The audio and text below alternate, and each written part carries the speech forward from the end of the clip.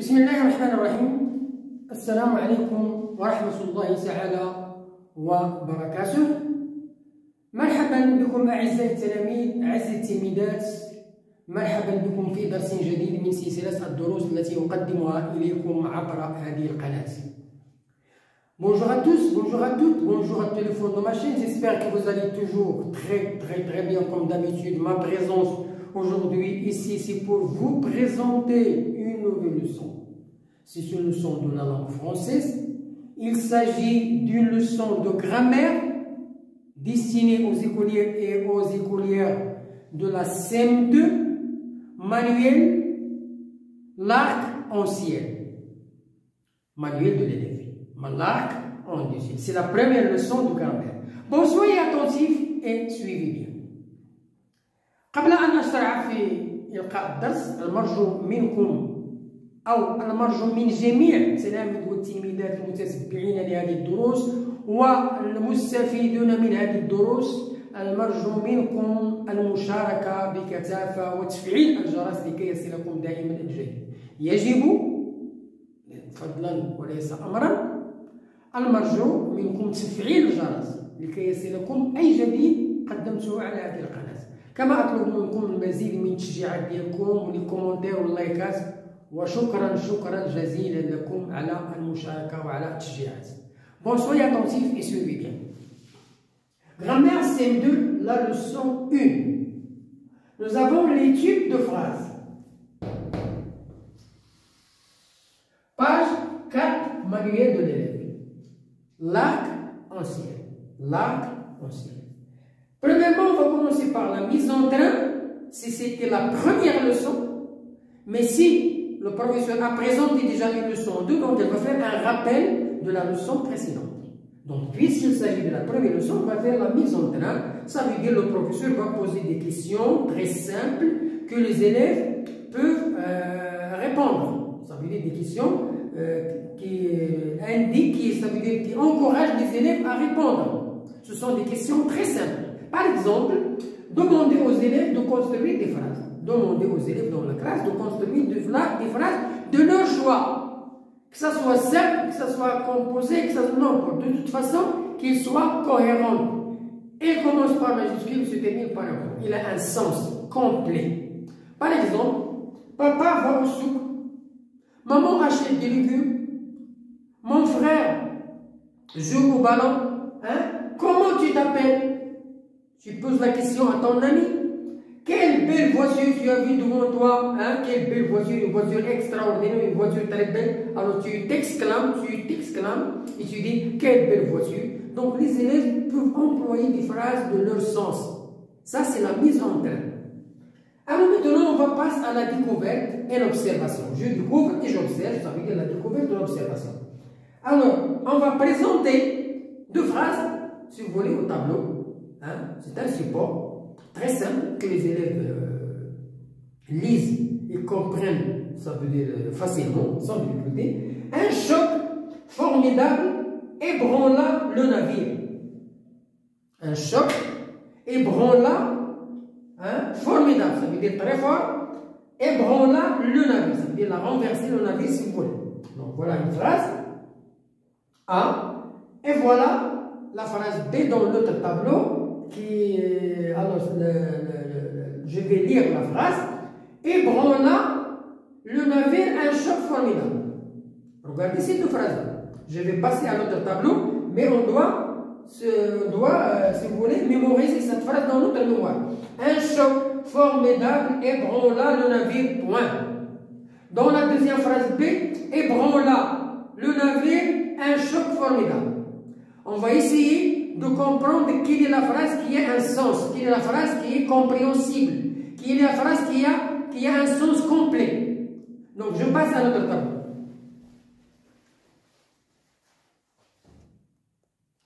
Bien, je termine la phrase. Alors on a dit la phrase A, un choc formidable ébranla le navire. C'est une phrase correcte, sujet, verbe et complément. Donc il a un sens complet. Dans la deuxième phrase B, ébranla le navire, un choc formidable. Donc on a renversé, si vous voulez, la phrase. On a commencé par un verbe. hein? On a commencé par un verbe, et le sujet ébranla le navire. Donc, de toute façon, on a déplacé les mots dans la phrase. Ça veut dire que la phrase, il n'a pas de sens. Il n'est pas compréhensible. Ébranla le navire, un choc formidable. Ça veut dire quoi? Donc, il n'a pas, on peut dire, un choc formidable. Ébranla le navire. Ça veut dire que le sujet, ici, c'est un choc formidable. D'après la première phrase, un choc formidable, c'est le sujet. Ébranla, c'est le verbe. Ébranla quoi? Le navire complément. Ici, on a commencé par ébranla le navire, un choc. Donc, quelle est la phrase qui est correcte? C'est la phrase A. Donc, lecture par le professeur. Donc, le professeur va lire les deux phrases lentement, doucement, en respectant la ponctuation. Un point, un point. Lecture par quelques élèves. Quand on dit quelques élèves, ça veut dire 3 jusqu'à 5. 3 élèves, 4 élèves, 5 élèves, etc. Alors, la question que je peux poser, lequel de ces ensembles de mots? Alors, dans la phrase A, c'est un ensemble de mots. مجموعة من الكلمات. وفي الجملة الثانية مجموعة من الكلمات. ولكن شكون من بين هذه المجموعة شكون هي اللي عندها واحد السونس؟ C'est un ensemble de mots. Quel est cet ensemble-là qui a un sens de mot A ou bien B? Alors, lequel de ces ensembles de mots est une phrase? Donc, c'est la phrase « Et pourquoi ?» Et pourquoi? Alors, lequel de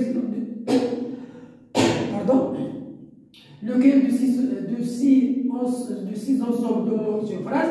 Donc, c'est la phrase A. Pourquoi? Parce qu'il a un sens complet.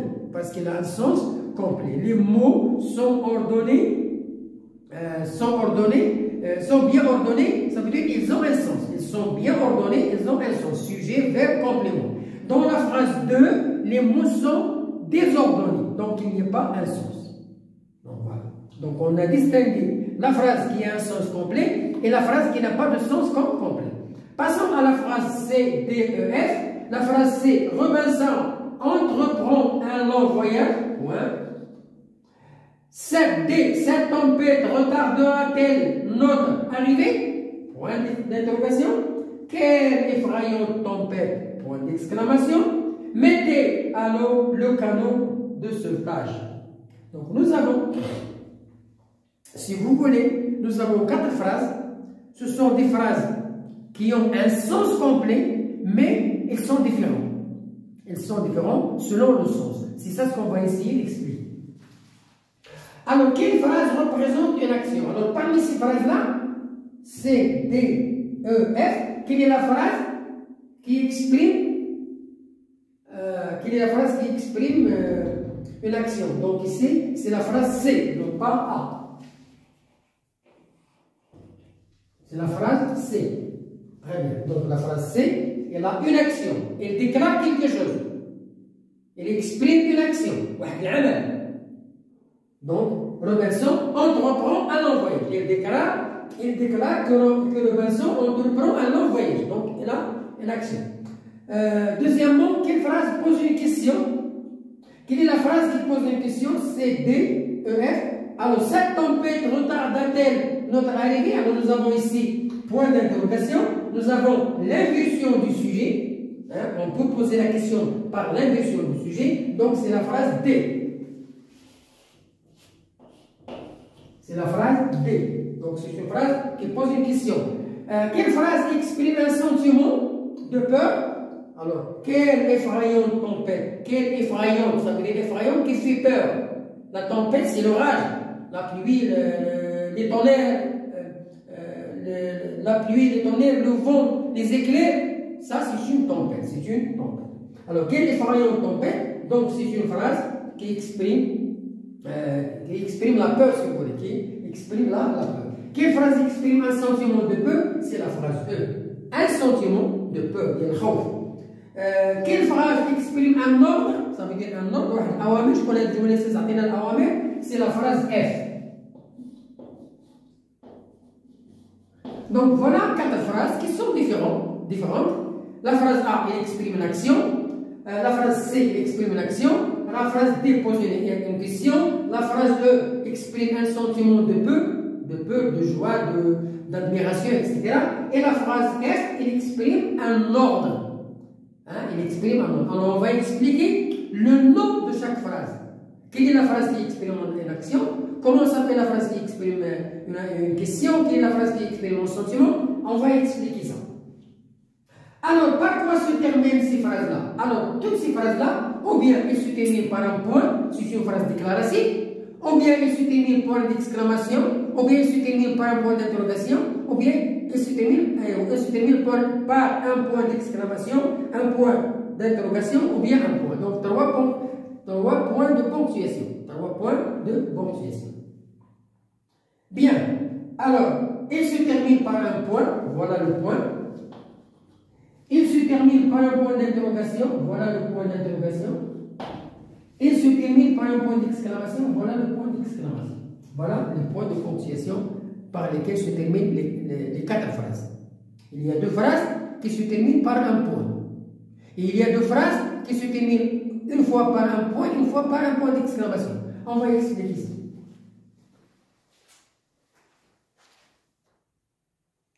Bien.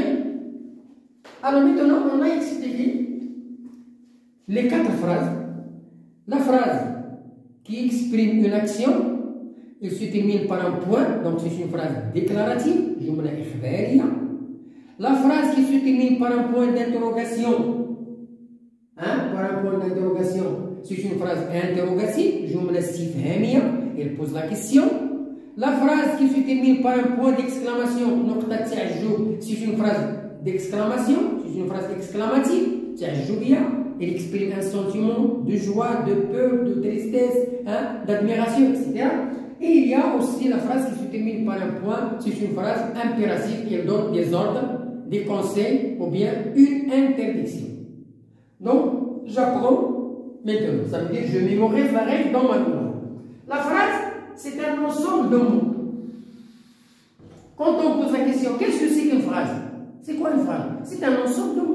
même على جملة مجموعة من الكلمات ولكن مجموعة من الكلمات عندها معنى مجموعة من الكلمات مرتبة فعل وفاعل ومفعول به. C'est une phrase qui a un sens avec un sujet, verbe, complément, avec un sujet et verbe, de toute façon qu'il soit correct, qu'il soit compréhensible, avec un sens complet.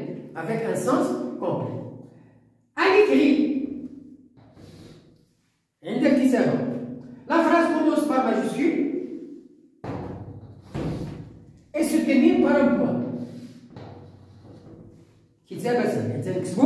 On commence par majuscule et se termine par un point. La phrase commence par majuscule et se termine par un point. Si c'était la phrase déclarative, se termine par un point d'interrogation si c'était la phrase interrogative, se termine par un point d'exclamation si c'était une phrase d'exclamation. De toute façon, elle se termine par un point. Point d'interrogation, point d'exclamation et commence par ma majuscule.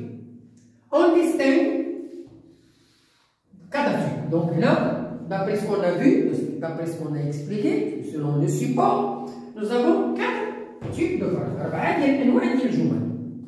La phrase déclarative, jumla ikhbariya, il déclare une action ou un état et se termine par un point.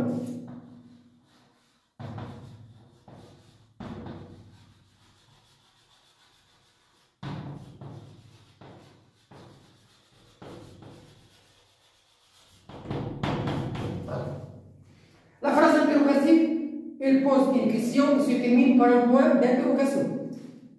Donc voilà la phrase interrogative, jumla istifhamiya.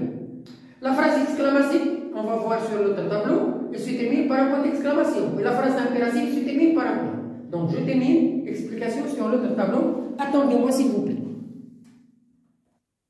Bien, passons maintenant à la phrase exclamative, ta'ajjubiyya. Il exprime un sentiment fort de joie, de tristesse, de peur, d'admiration, etc. Elle se termine par un point d'exclamation. Elle se termine par un point d'exclamation.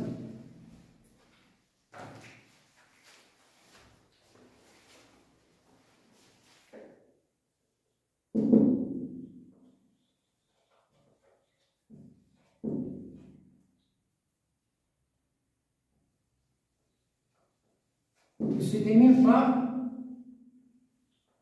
un point d'exclamation.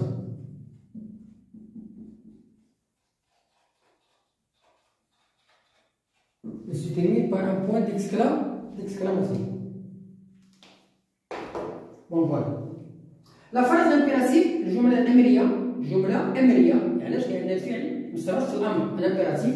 Il exprime un ordre واحد الأوامر، un conseil إرشاد أو نصائح، une interdiction بمعنى المنع. إذا la phrase impérative تقدر تعطيك الأوامر à exécuter، les conseils إرشادات النصائح à exécuter aussi، et l'interdiction à ne pas faire. Ça veut dire des choses que tu ne dois pas faire. Il se termine par un point ou un point d'exclamation. On donne un point d'exclamation, on donne un point. Quelle belle vache, point. Quelle belle vache, point d'exclamation. C'est la même chose. C'est une phrase qui donne, qui exprime un sentiment. Maintenant, je passe à je m'exerce. Je m'exerce maintenant au taper. Mais un croix, c'était une phrase. Dans le carreau, on va mettre un croix. Si la phrase est un ensemble de mots qui a un sens complet. إذا كانت جملة مفيدة عندها معنى ودير لها علامة، إذا ما كانش عندها معنى راه ماشي جملة هيك. Nous avons de la chance. C'est juste point. C'est une phrase.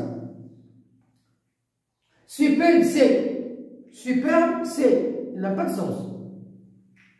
Ne mange pas vite. Interdiction. Si vous voulez, ce n'est pas une interdiction, mais si vous voulez, c'est un conseil négatif. Hein? C'est un conseil. On demande aux garçons de ne pas manger vite. Hein? Interdiction, c'est l'interdiction. Quel bon gâteau. Quel bon gâteau. Quel bon gâteau, c'est une phrase exclamative. C'est une phrase exclamative. As-tu bien mangé? As-tu bien mangé? C'est une phrase interrogative. C'est juste. Est-ce que tu as mangé? C'est juste. On a posé la question avec est-ce que. On a posé la question avec l'inversion du sujet. Avec l'inversion du sujet. Une minute, s'il vous plaît.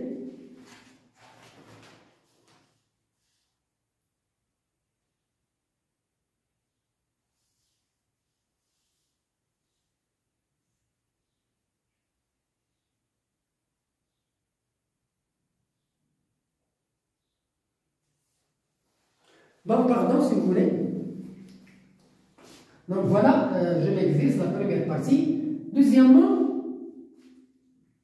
écrire D, hein, l'abréviation, ça veut dire, si la phrase est déclarative. D, ça veut dire déclarative. Si la phrase est déclarative, et